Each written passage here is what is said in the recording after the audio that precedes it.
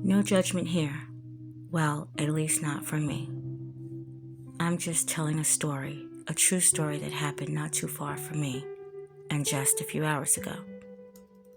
He had a vision and plans for the city. He worked hard to make that happen. He spoke about the low crime rate, low drug abuse, and was very proud of that. He said, quote, "Our number one problem is, and it is sad, I think it has a lot to do with the military. I think it has a lot to do with social media and the reality of that. That's the number one problem we have." End quote. F.L. Copeland, nicknamed Bubba, I will refer to him in this video as Bubba, is a husband, a father of 3, lead pastor at the First Baptist Church in Phoenix City, and well-liked in the community. He owns a convenience store near Lake Harding in Salem. And let me not forget, Smith Station's mayor since 2016.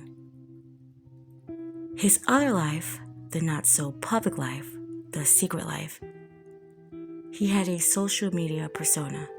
His accounts listed him as a transgendered woman calling himself Brittany Blair Summerlin, referring to himself as a curvy girl, a thick girl who loves smiling, clothes, and shoes.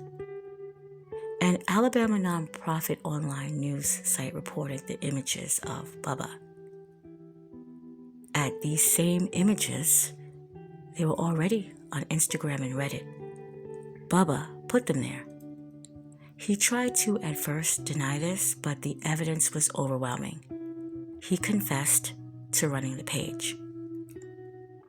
Of course, his private life became not so private, and the pastor, the mayor, apologized for any embarrassing caused by his private life, saying he knows he's not a handsome man or a beautiful woman. He said his wife took those pictures, something fun that they did. He said, quote, "It does not change the devotion to my family, city, and my church," end quote. Of course, people, parishioners, and just the ones listening in for the first time disagreed with his behavior. It was called, quote, unbiblical, end quote. What about encouraging trans people to go to hormone therapy, the wearing of women's underwear, the sexual erotica he spoke about, and sharing trans porn with graphic captions calling himself a whore, and chatting in conversations with men, even things worse than that? Yeah, it got a little funky. I even clutched my pearls, and trust me, that's hard for me to do.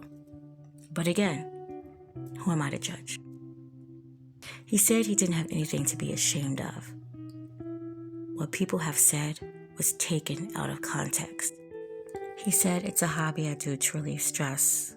A lot of stress, and I'm not medically transitioning. It's just a bit of a character I'm playing.